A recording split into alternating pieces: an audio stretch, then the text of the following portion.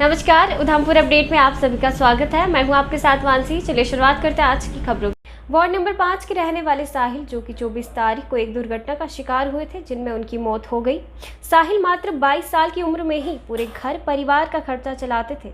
अब साहिल के चले जाने के बाद परिवार पर दुखों का पहाड़ टूट गया है। गरीब परिवार आर्थिक मंदी के दौर से गुजर रहा है। कोई और नहीं कर सकता। बहन हमारे साथ मौजूद है, जिससे बात करेंगे कि किस तरह से अपने भाई को खो दिया है, उन्होंने किस तरह से ये देखती है ये अपना।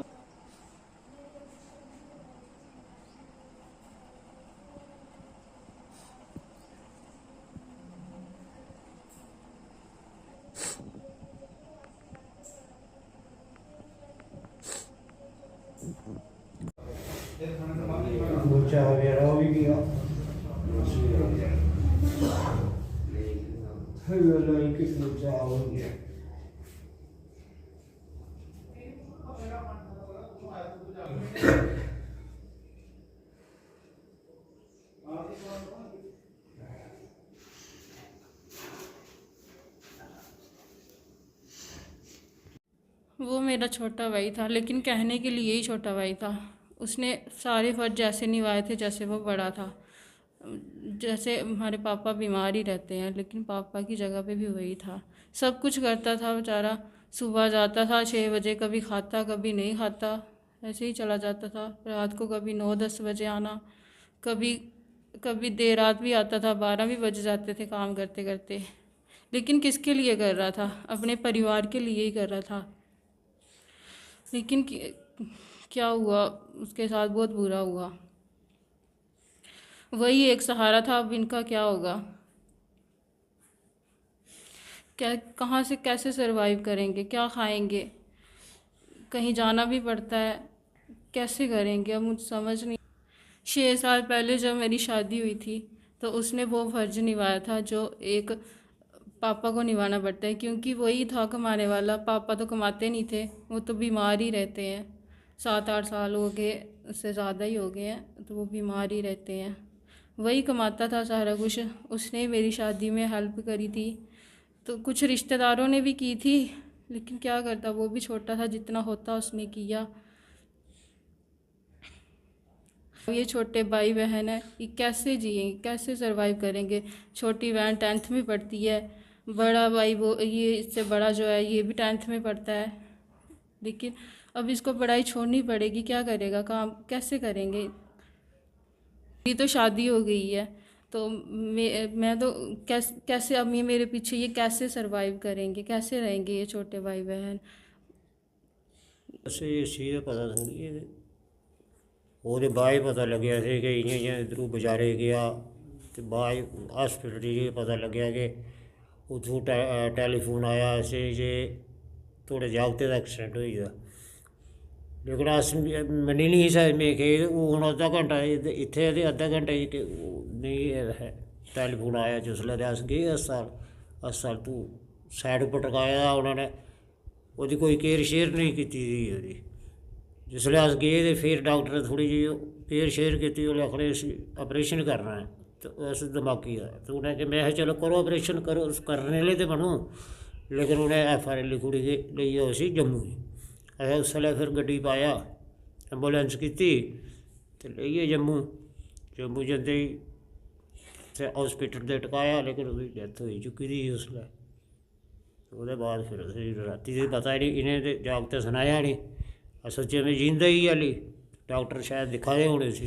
तो सवेरे फिर पता लग गया जिसलै FIR उत्थे पुलिस वाले कट्टी तो मिगी पता लग गया उसलै कि उसकी डैथ होई दी राती दी। तो फिर उस लिया करे और केह् करना, इक्को को सारा हा, ओही ते कमाने वाला, ओही जिन्ना सर्कल सारा दारोमदार नुआढ़े ते हा, होर तो कोई है नहीं। मैं आपे 7-8 साल दा बमार ऐ, ओह् जिन्ने 10 रुपये कमांदा उस्सै ने मिसिज है, वो बेचारी बर्तन बुर्तन मांजिए को लोग के घर गुजारा करते अस जिस स्हाब कन्नै। तो बेचारा एक्सीडेंट डेथ हुई ओह्दी, तो हून केह् करदा?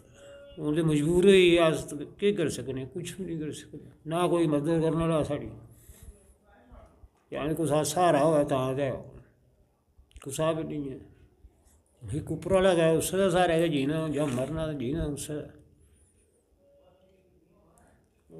ਅਸੀਂ ਤਾਂ ਇਹ ਸੁਣਾਇਆ ਗਿਆ ਕਿ ਮੋਟਰਸਾਈਕਲ ਕਿੰਨਾ ਹੋਇਆ, तो मोटरसाइकिल अंदर है, तो मोटरसाइकिल ही उसी बज्जिया है कि असें तो दिक्खे तो नहीं है जाइए कि वही मोटरसाइकिल बज्जे दा, वो बाद ही पता लग्गेआ कि भाई मोटरसाइकिल बज्जे दा सी, मोटरसाइकिल बज्जने कारण सी धमाका होया तो वो छाती कुदै पैराफुट कन्नै बज्जी दी है, फिर ओह्दे बाद सी कोई शायद दमाकी सट्ट लग्गी दी होऐ, तो ओह् जियां लोग हून उत्थें आखदे न कि जां पुलिस आह्ले आखदे न कि कोई पुलिस क्यों नहीं, तो उसी बजने बाद पैह्ले ओह् जेह्ड़े जागते हे ओह्दे मोटरसाइकिल 3 सवार हे, तो ओह् अग्गें जाइयै कोई मतलब 10-15 फुट अग्गें जाइयै डिग्गे दे, मोटरसाइकिल डिग्गे दा, और पुलिस जिन्नी भी ऐही ओह् सारी शनाख्त उत्थें करने गेई उठी, उ'नें भावें कोई कुत्ता बिल्ला आया, एह् स्पीड ज़्यादा ही तां करियै ओह्दे बाद उ'नें कोई सपाही लब्भे दा, उसी फिर पता लग्गेआ उ'नें कि नेईं एह् मोटरसाइकिल एह्दे कन्नै बज्जे दा, फिर उसी चुक्केआ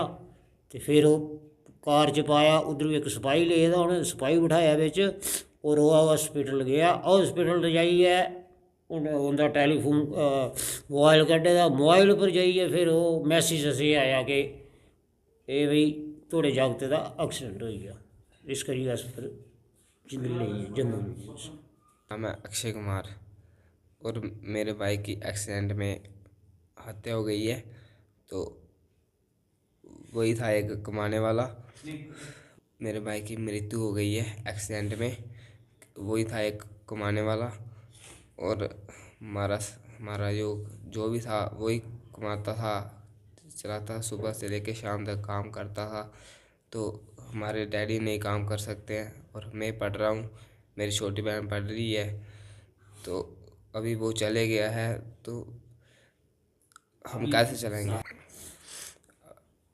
अभी देखो मैं ही करूँगा, अभी जो काम करूँगा, पढ़ाई छोड़ के काम करना पड़ेगा मुझे अपने घर के लिए, और कोई तो कमाता नहीं है, तो मुझे अभी आगे करना पड़ेगा। मम्मी पापा की दवाई है, मेरी दादी की दवाई है, और मेरे बहन की छोटी की पढ़ाई है, अभी मुझे आगे कैसे करना पड़ेगा इस सारा सिस्टम, तो अभी मुझे करना पड़ेगा काम, फिर कहीं चलाऊंगा घर का सर्कल। रामनगर के मारता बस्सी में एक व्यक्ति का शव संदिग्ध परिस्थितियों में बरामद हुआ, जिसकी पहचान सुभाष चंद्र पुत्र काकूराम आयु 54 वर्ष निवासी मारता बस्सी बी के रूप में हुई।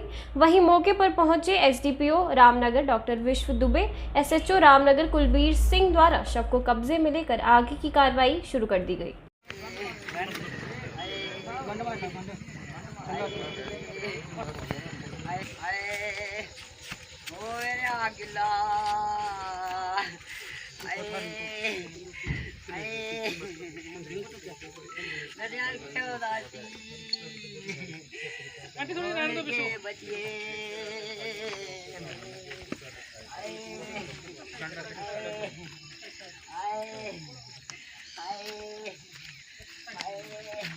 गीता देवी है, बस्सी मारते दे सरपंच हाँ बी दी मैं।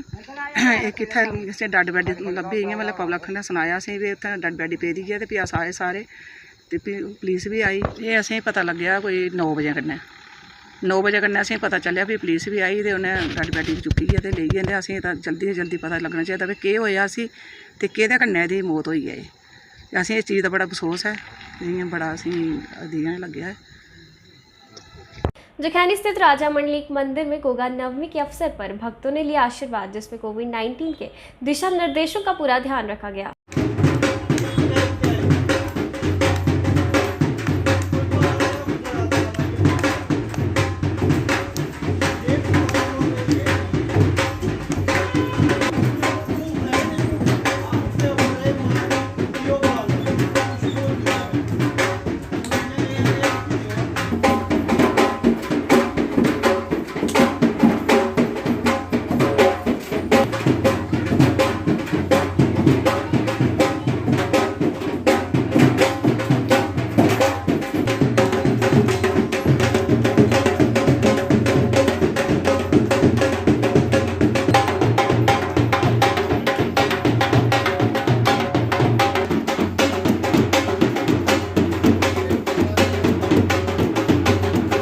है, मैं जिखानी का रहने वाला हूँ।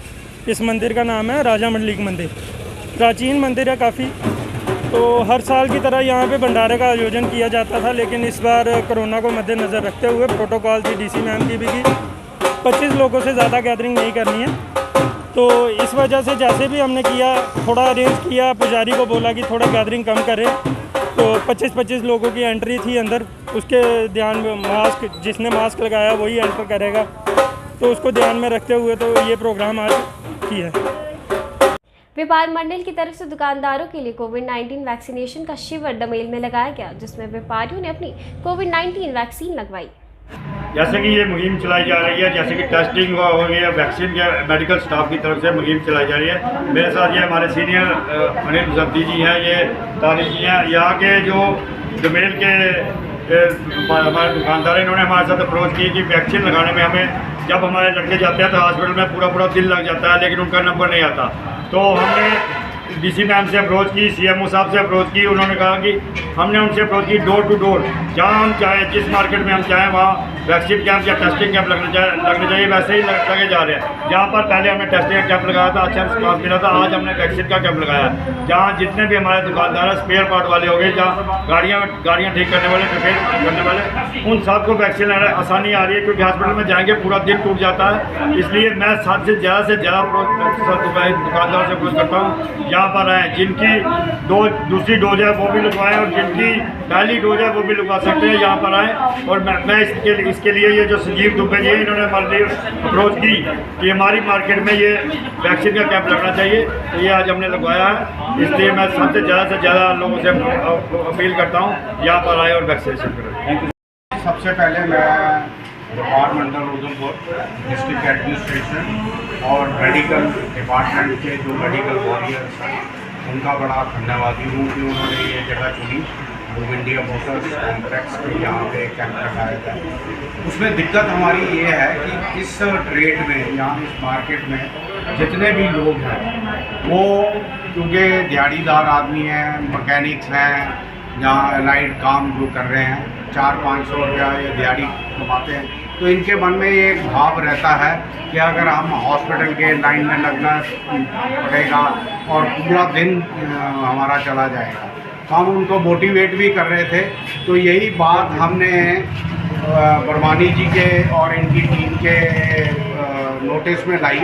तो इन्होंने हमें एश्योर किया कि हम आपको आपके डोर स्टेप पे ही आप अपनी जगह चुनिए और वहीं पे वैक्सीनेशन कैंप लगाएंगे। और उसका प्रैक्टिकली मैं कहता हूँ कि बहुत हमें फ़ायदा हुआ है। लड़के मैकेनिक्स जितने भी लाइट का काम करने वाले हैं, ऑटोमोबाइल इंडस्ट्री के, ये आ रहे हैं और 10 मिनट, ज़्यादा से ज़्यादा इनके 10 मिनट लग रहे हैं और वैक्सीनेशन लगा के 10 मिनट रेस्ट करके ये वापस अपने काम पे जा रहे हैं। और इसके लिए हम डिस्ट्रिक्ट एडमिनिस्ट्रेशन, खासकर व्यापार मंडल, बरवानी जी और इनकी टीम और जो मेडिकल वॉरियर्स हैं उधमपुर मेडिकल डिपार्टमेंट के, हम इनके हाथ जोड़ के बड़े बड़े धन्यवादी हैं कि इन्होंने हमें डोर स्टेप पे ये फैसिलिटी प्रोवाइड की। और ये प्रैक्टिकली एक बड़ी अच्छी चीज़ मैं मानता हूँ कि हुई है इस फील्ड में। और इससे क्या है कि जो नहीं भी जाना चाहता उसको भी हम दुकान पे जाके बुला रहे हैं और वो लोग वैक्सीनेशन करें। Thank you very much. आज की खबरों में बस इतना ही। कल फिर मिलेंगे कुछ नई खबरों के साथ। तब तक मुझे और मेरी टीम को दीजिए इजाज़त। नमस्कार।